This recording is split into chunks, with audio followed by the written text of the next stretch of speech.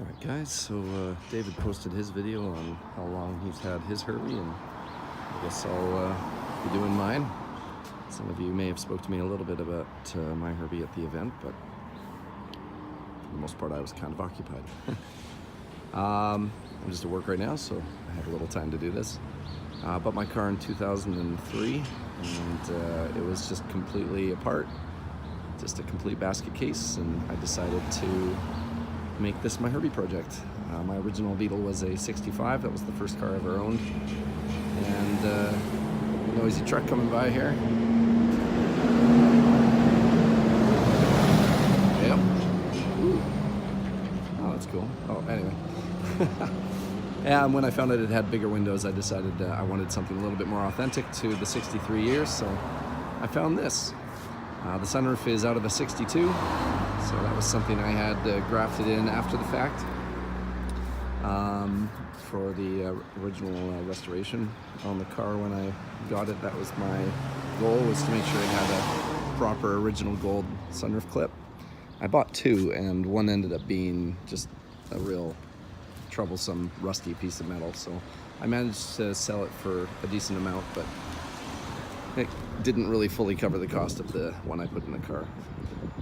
It's as close to a Herbie Goes to Monte Carlo replica as I could make it, with the new exceptions of, you know, black drums and, you know, missing antennas. But, you know, there's other little details that have kind of just given it some of the flair that I was hoping it would kind of get. So the authenticity aspect. High backs. I had made, my old roommate actually, ironically enough, helped me make these. He was a math whiz, and we took the measurements from a picture of an original movie seat, and I just tacked them on to some original seat frames that came with the car, and I'm actually quite happy with the way they turned out. There were some things I would change, but at the end of the day, I'm happy with it. Yeah, tried to get as authentic gray as I could possibly get for the car. Given that it's a 58, there's just the little subtle nuances that kind of make it stand out as a 58. Like inside the trunk, the gas tank hole is only the size for a 58 gas tank, 58, 56, that kind of thing. So I remember buying a gas tank for the car, and it wouldn't fit, and I was like, oh no. So figure that out. It's not the end of the world. If I was to do it again, I'd probably source a 63, and then yeah, it would just be a little bit better for like trunk space and stuff, because I pretty much have no trunk space.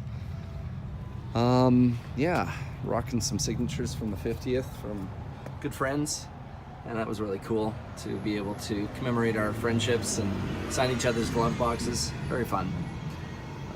Custom cup holder. Got my kids' car seats in here, because that's how I roll. Let's see here. I don't have that. Yeah, so I've had the car for pretty much 15 years, and it sits here at my shop occasionally when I don't have my 62 here with me. And yeah, just a little bit about my car and me.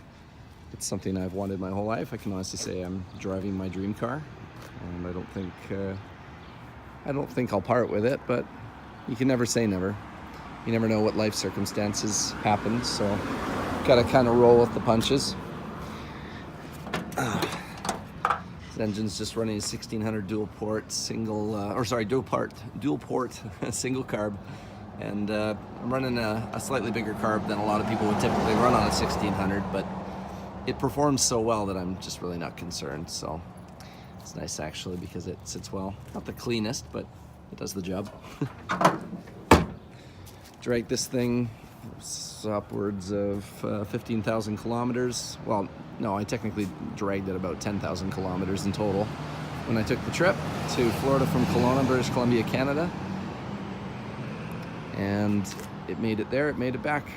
Super proud of the fact that I was able to drive my own car at the 50th and meet so many good people, and that we were able to, yeah, make that whole event happen. So that's just a little about me.